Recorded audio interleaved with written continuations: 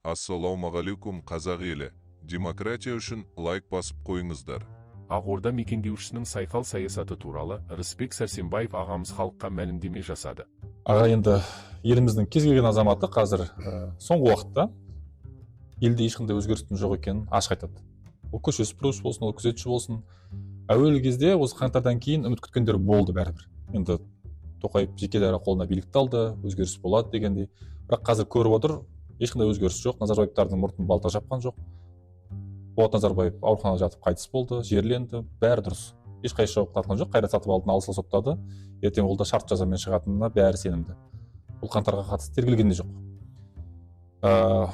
Назарбаевтар кеткенмен Тоқаев билік құрып отыр қазір. Ертең Тоқаев билік етсе, Тасмағамбетов келуі мүмкін, басқа біреу келуі мүмкін, осы биліктің арасында жүрген тағы біреу келуі мүмкін. Осылайша Назарбаевтың құрып берген, жаңа сіз айтқан шірік жүйесі жұмыс істей бере ме деген қауіп бар. Көптеген адамдарда тіпті үмітсіздік бар. Үміт ешқашан жоғалтпау керек.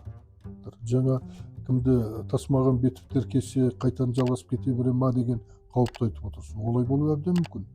Мысалы, Тасмағамбетов кесе ол сол бұрынғы Назарбаевтың өлімі ғой. Өзі айтты. Сол картошканың тұқымы. Сол картошкадан сондай тұқым алынады. Мысалға, жаңағы осы шірігенге байланысты кетіп қалдық қой. Өсімдікке. Сондай болу әбден мүмкін. Ал енді ондай адамдарды келтірмейтін, оларға балама болатын, халыққа шын мәнінде қызмет ететін тұлғалар, азаматтар бар. Кәсіпкерлердің арасында бар. Жастардың арасында бар. Олар ертең шығады. Мінеки, соларға мүмкіндік бермей отыр бүгін қоғам. Бәрін шетінен қудалау, соттау, қамау. Қоғамда белсенді азаматтар. Митингі жоқ митингіге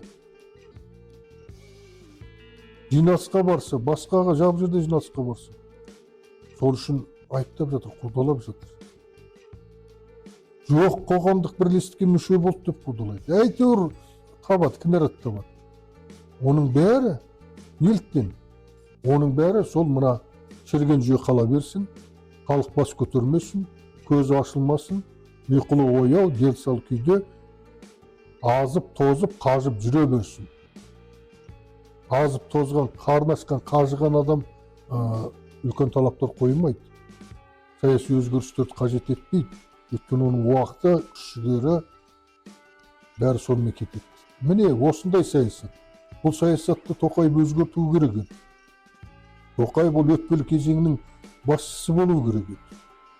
Назарбаевтың нәрсені кетуді. Бұл Назарбаевпен күресіп жеңе алмайды. Және жеңгісі де келмейді. Өйткені осы бақытты, мына тақты сол сыйлап берді ғой. Путиннің әскеріменен тағын қорғап қалды. Қаңтарда 22-ші жылы. Сондықтан оған қарыздар. Бұл ондай тазалай алмайды, өзгеріс жасай алмайды. Бұл өтпелі кезеңнің Отынбаева сияқты Қырғызстандағы реформа жасауға, таза сайлау өткізуге негіз қалап, жолын салып беріп, сондай сайлау өткізіп, соңғы өзі шығып кетуі керек еді. Аренадан, саясат аренасынан. Өйткені одан басқа оның қолынан келетін жақсылығы жоқ. Мемлекетті басқару деген оңай нәрсе емес. Өте қиын, күрделі нәрсе. Оның үстіне мынандай Назарбаевтың жүйесін былыққан, коррупциялық, отбасылық мүдде алға шыққан, ұлттық мемлекеттік мүддені сатып жіберген, қазба байлар қазынасы мол елде сол жердің халқын тақыр кедейге ұшыратқан көп бөлігін.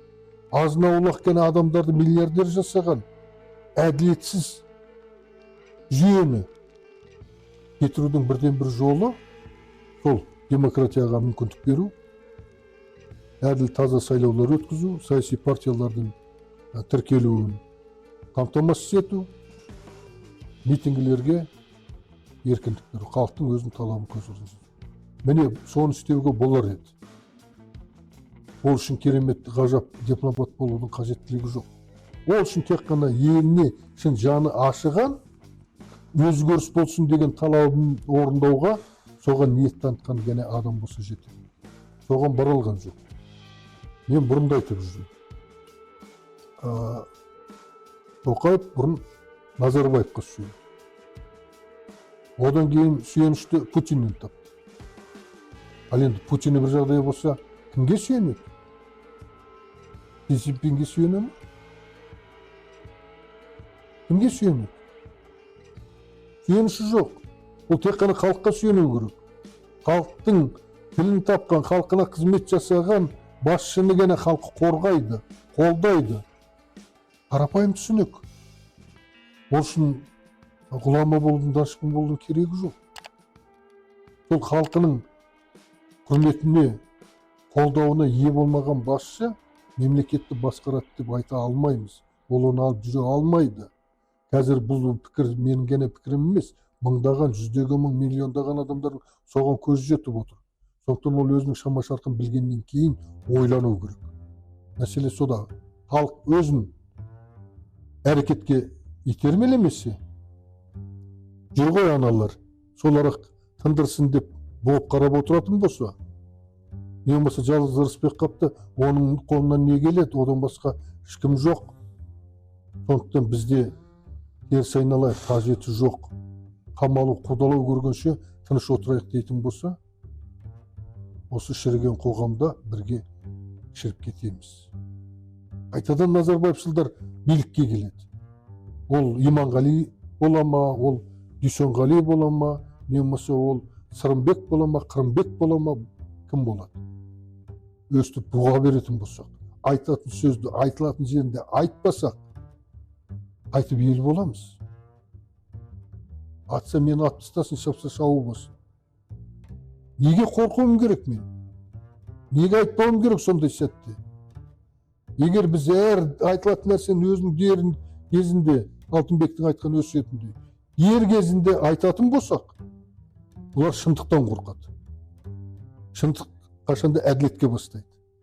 Сонда олардың қиянатқа басатын қадамдар қырқылып отырады. Әрбір азамат, әрбір қазақ бүгін билікте отыр екен деп, үлкен кішісі болсын, оған қарамастан айтатын сөз тура көзін айту керек. Көптің алдында айту керек. Батырып айту керек, батыл айту керек. Сонда ең алдымен халықтың өзінің еңсесі көтеріледі. Бұрынғыдай енжар болмайды. Қазір айтатын адамдар Құдайға шүкір көбейіп келе жатыр. Баршылық, қатты айтатын да ақыры. Міне солар жаңағы енжарлықта кетіреді, сілкіп тастайды. Сілкінетін, оянатын, қозғалатын кез келе жатыр.